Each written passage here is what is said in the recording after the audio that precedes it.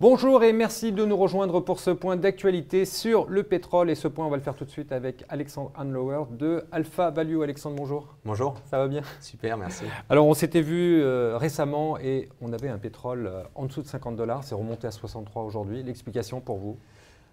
Plusieurs explications. J'en vois trois. La première, c'est une baisse du nombre de plateformes de forage qui a pu être interprétée comme une baisse de la production à venir, ce qui pour l'instant ne se traduit pas en termes de production et qu'a priori ne sera pas le cas. Donc plutôt sur ce premier élément, la spéculation. La deuxième sur une baisse des investissements. Il y a quand même eu 100 milliards de coupes d'investissement pour l'année 2015 des pétroliers au monde entier. C'est vrai que ça va avoir un impact sur la production, mais plutôt dans 3 à 5 ans pour les premiers impacts.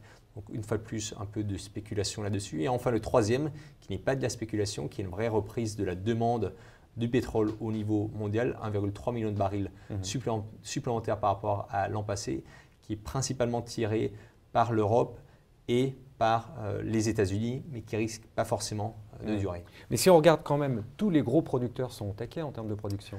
Ça devrait faire baisser le pétrole, ça. Les Russes sont. On a effectivement la Russie qui est au maximum, le Canada qui a franchi les 4 millions de barils par jour, l'OPEP qui est bien au-delà de ses quotas. Mais une fois de plus, on a eu quand même un phénomène de la reprise de la demande liée à la baisse des prix du pétrole, donc qui a quand même soutenu ces prix-là. Cet effet, quand le prix du pétrole baisse, c'est un effet généralement sur la demande qui est très visible les 6 premiers mois. Donc on les a quasiment tous accumulés ces 6 mois. Et la deuxième attente peut être de la réunion de l'OPEP qui a lieu le 5 juin. Donc l'investisseur ne veut pas acter une décision à quelques jours, voire à quelques semaines de cette réunion de l'OPEP. Et l'Arabie Saoudite, est-ce qu'elle peut baisser sa production? Techniquement, elle peut. Oui, mais elle n'a pas intérêt si les autres produisent au max. Voilà, c'est 10,3 millions de barils par jour aujourd'hui. C'est déjà intéressant de voir que par rapport à la réunion d'avant, où ils avaient dit qu'ils n'allaient pas couper la production, au contraire, ils l'ont monté. Ils ont augmenté de près de 500 000 barils. Et effectivement, vu que tous les autres acteurs sont en train de monter la production, au sein de l'OPEP, mais également en dehors de l'OPEP, l'Arabie Saoudite, si elle baisse sa production, c'est un peu le seul acteur, ce qui signifie que ça bénéficie à tout le monde. Alors, ils ne manipulent pas autant que ça, finalement.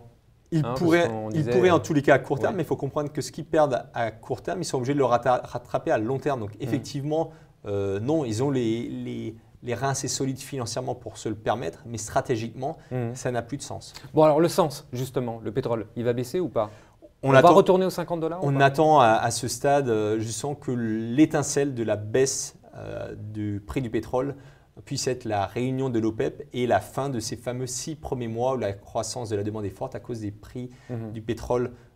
Je dis ça pour une raison simple, c'est que le surplus sur le pétrole au niveau de l'offre n'a pas été détruit ces derniers mois. Et donc effectivement, avant de retrouver un rééquilibrage offre-demande qui pourra s'acter sans doute dans 2-3 ans, il va falloir enlever encore un peu plus de production. Pour enlever un peu plus de production, il va falloir perturber plus. Mais d'ici la fin de l'année, pour vous, le sens de l'histoire, c'est qu'on passe de 63. Qu'on a étudié les pétroliers de schiste qui sont sous les 50 $, très mal au point. Donc c'est ces niveaux-là, 50 $ le baril, qu'on attend deuxième partie d'année, effectivement. D'accord. Justement, les pétroliers de schiste, c'est fini, on n'en parle plus? C'est la première fois que les prix du pétrole sont si bas. Il faut quand même savoir que cette industrie a commencé en 2010. Donc ils sont obligés de se réorganiser de façon en marche forcée. On sait que le prix d'équilibre, c'est 60-70 $. Donc, on a les acteurs de pétrole. C'est bon pour eux ou pas? On a les acteurs de pétrole de schiste qui à 10 qu'à 65, c'est bon. Donc à ce stade, ça semble plus ou moins bon pour eux. Pourquoi? Parce qu'on n'était pas assez longtemps sous ce niveau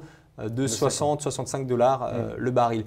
Mais de toute évidence, il faut qu'ils se réorganisent, il faut qu'ils baissent les coûts rapidement. C'est ce qu'ils ont montré au premier trimestre. Donc oui, ils survivent et oui, demain ils survivront sans doute si le baril est à 50. Pas cette année, il faudra sans doute attendre 2-3 ans de réorganisation. C'est ce qui peut être un problème pour eux si les prix du pétrole vont à 50 $ cette année. Et vous me disiez en arrivant, il n'y a pas autant de faillites que ça? C'est en difficulté, mais c'est pas en faillite. Il n'y a pas eu de casse. Pourquoi? Parce que les acteurs financiers, en l'occurrence le private equity et le marché de la dette américain, croient encore en ces sociétés-là et donc les ont financées pour pouvoir continuer à s'organiser, à baisser leurs coûts. Et c'est les oil services, les services pétroliers qui finalement trinquent en premier. Alexandre, merci beaucoup. Merci.